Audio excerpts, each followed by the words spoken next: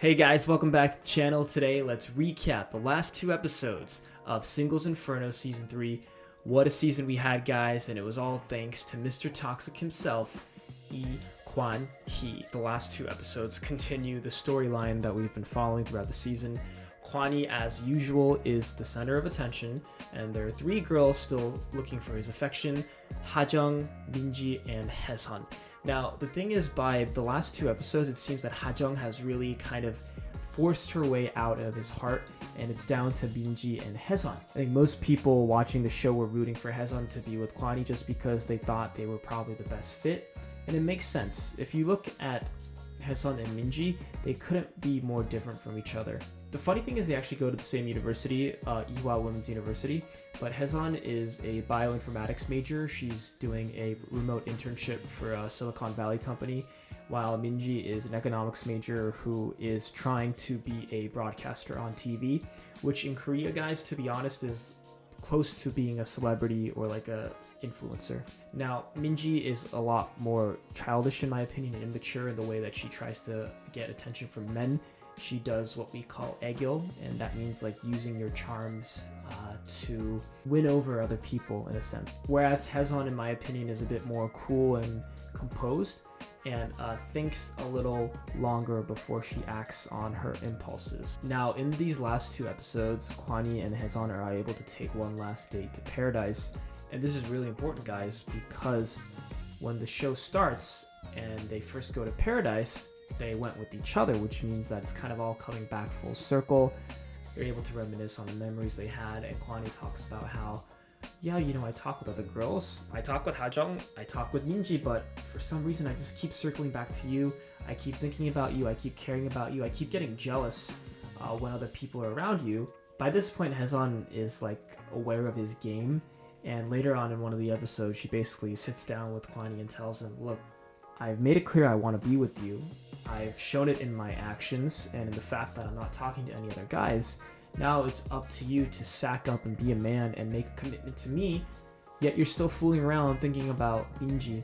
I think the reason Gwan-hee was so infatuated with Min-kyu was not because he had a deep connection with her, it was just because she was so much younger than him and a lot more immature that he thought it was cute and he felt excitement being with her. In Korean we say 설렜다, which means that he got like butterflies, but it's not necessarily the good butterflies that last a long time. It's just like a fleeting thing where you meet someone, you say, oh, like they're pretty, they're attractive, and yeah, I want to hook up with them, but I don't necessarily know or think that this will be a good long-term thing. So he knows all this, and yet he's still vacillating between which girl to pick, and I know that's drove a lot of the female viewers this season crazy.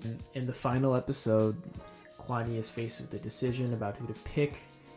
It takes a while for the show to reveal who he decides on, but lo and behold, it is Hye-seon.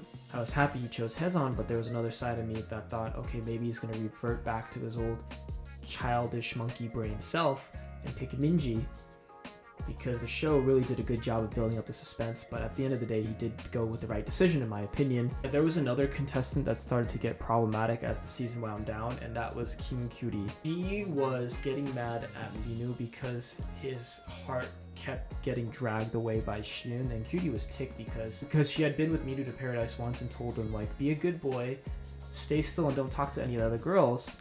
But he couldn't help it and started talking to Hye-seon and basically ended up deciding on picking her. And when Gyu-ri found out, she was livid.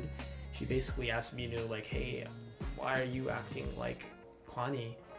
And essentially calling him trash in her own way.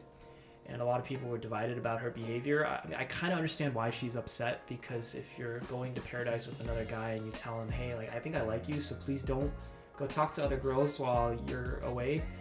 But he does that. I mean, you can feel a little betrayed, but at the same time, I see why people were saying that she was rude in the way that she was kind of berating Min-kyu, especially because he's a little younger than her, so it felt like almost a teacher scolding a student. But I'm kind of like half and half on that. It's like I see both sides. I see why Gyu-ri and Min-kyu would be upset about how things turned out, but unfortunately you just can't control how you feel, and At the end of the day, Min-kyu thought he had a better connection with Hye-seon. I want to say that Min-kyu is the unheralded hero of this season. He's the quintessential nice guy that gets looked over. He's tall, he's good looking, but in Singles Inferno, that only gets you so far because everyone is tall and good looking. The spotlight was kind of taken by bad boy Gwan-hee, but Min-kyu was almost an afterthought to a lot of the girls. With Min-ji, she only picked him because Gwan-hee wasn't available for the date. With Gyu-ri, he had a decent date in Paradise, but then eventually she started being more interested in Min-kyu instead. And at the end of the day, Min-kyu was picked by Gyu-ri, but in my opinion, that was only because Gyu-ri was pissed at Min-kyu for going to Hye-seon instead of her. You feel bad for Min-kyu because he seemed like the nicest guy out of all the contestants, but he wasn't able to find a deep, meaningful connection, and that really blows. Another important thing, guys, everyone is wondering if these contestants are all still dating, and to be honest, you really shouldn't care. And what I mean by that is, the reason most of these people went on this show was not to find love, but it's to find clout. A lot of the contestants work in the entertainment industry, whether as a model or an actor, okay? If you appear on a Netflix reality show that does well, you're able to get more attention for yourself. And if you do a good job, that's going to lead to modeling offers, acting gigs. Now, everyone wants to know if Gwan-hee and Hye-seon are still together. From the news articles that I've seen, Hye-seon has been commenting on some of Gwan-hee's Instagram posts in a very lovey-dovey way that only a girlfriend would do. But then she would promptly delete the comment or delete the story that could possibly reference Gwan-hee. So it does seem to be a little up in the air at this point, although I'm pretty sure that they're both following each other on Instagram, which isn't a bad sign, but it's definitely not for sure that they're still dating after the show has ended.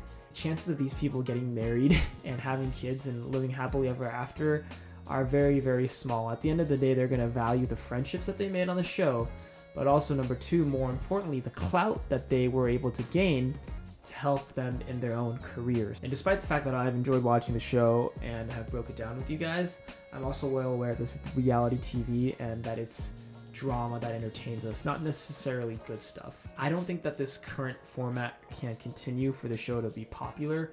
There were many points in the season where it got dull and it was saved by Gwan-hee's toxic behavior. I think a few suggestions that I would make is maybe next season you would include a non-Korean contestant in the mix, maybe one foreign man and one foreign girl, just to see how the dynamics are affected. Another thing I would change is kind of what they're able to do in Paradise. Maybe this is too raunchy, but I would be okay with them touching each other a bit and kissing. Doesn't mean full-blown sex, guys. It just means that I want them to raise the stakes a bit more and have a little more drama with physical touch. Although it is Korean society and Koreans are very squeamish about skinship on TV, so that could be something that people want but might not ever happen.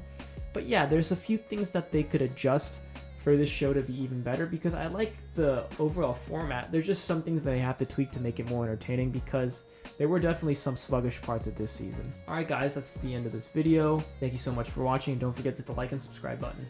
See you in the next one.